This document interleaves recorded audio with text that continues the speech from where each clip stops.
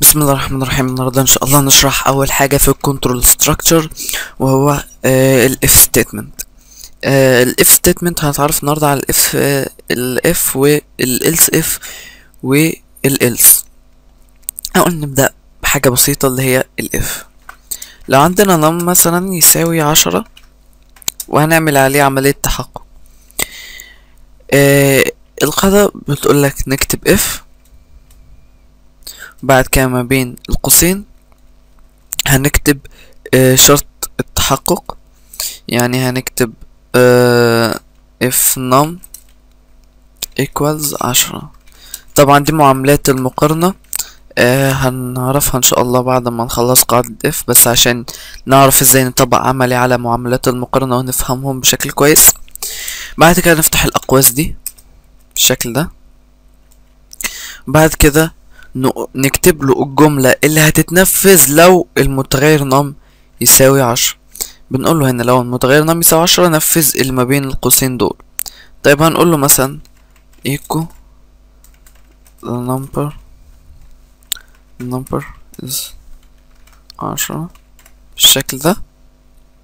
طيب هنا النم فعلا يساوي 10، فهنا هيتحقق الشرط ده، فالشرط ده هيخرج بترو حقيقي، فهيطبع لنا النص ده. نيجي نجرب.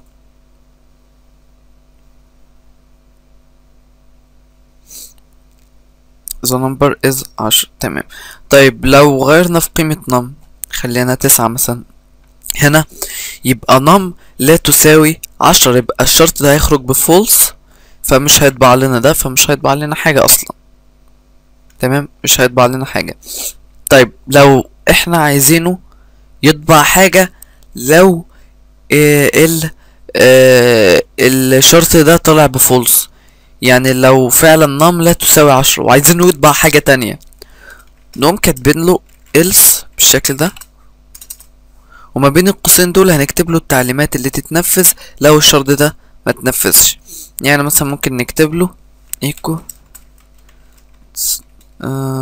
not a number مثلا.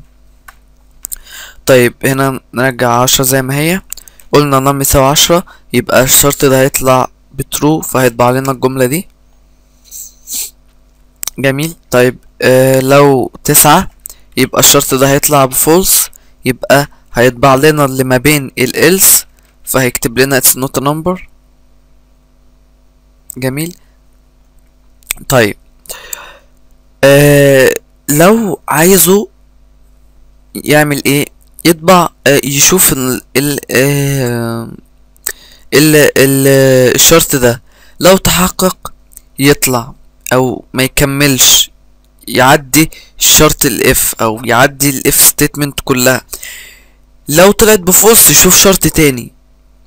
ازاي؟ يعني لو انا عايز اقول له if num يساوي 10، ماشي، برضو لو num لا تساوي 10 تطبع حاجة، ولو num تساوي 9 اطبع حاجة.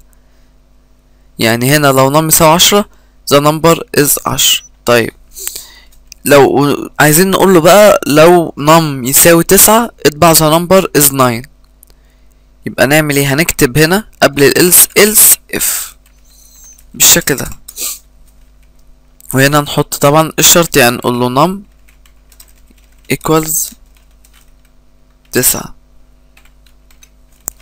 نقوم قايلين له equals the number is 9 بالشكل ده. يبقى هنا هيعمل ايه؟ هيمشي مع الخط ده، هيمشي مع السطور دي. هيقول ايه هنا؟ هيقول if num يساوي 10. طيب num قيمته ايه؟ 9. التسعة لا تساوي 10، يبقى مش هينفذ الجملة دي. هيشوف الشرط اللي بعديه else if، يعني برضو لو num تساوي 9. طيب num تساوي ايه؟ تساوي 9، يبقى فعلا 9 يساوي 9، يبقى ده هيخرج بترو، يقوم طابع الجملة دي. طيب هنا else طبعا ملهاش لازمة طالما في شرط اتنفذ، يبقى else ملهاش لازمة. يبقى نيجي نطبع، بيقول لي the number is 9. طيب لو لا 10 ولا 9، لو كان مثلا 11 هيطبع لنا اللي ما بين الelse اللي هو it's not a number. جميل. it's not a number. في ناقص اخر حاجة، في طريقة مختلفة شوية بدل الاقواس واللخبطة دي في ال PHP. ممكن تقوله if num يساوي مثلا 11 بالشكل ده، وتقوم عامل نقطتين فوق بعض، وتقوم كاتب end if، وبعد كده السيمي كولون، وهنا تكتب اللي انت عايزه. يعني مثلا اقول له echo 11. طبعا الشرط ده هيتحقق فهيطبع 11 بالشكل ده. ممكن طبعا تكتب له else echo،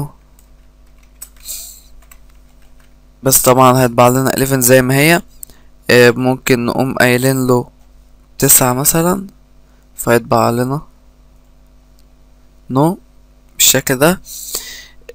طبعا دي طريقة بس مختلفة، انك تكتب الشرط وبعد كده نقطتين فوق بعض وتكتب في النهاية end if وبعد كده السيمي كولون، ومع ال else هتكتب else وبعد كده نقطتين فوق بعض وتكتب الجملة.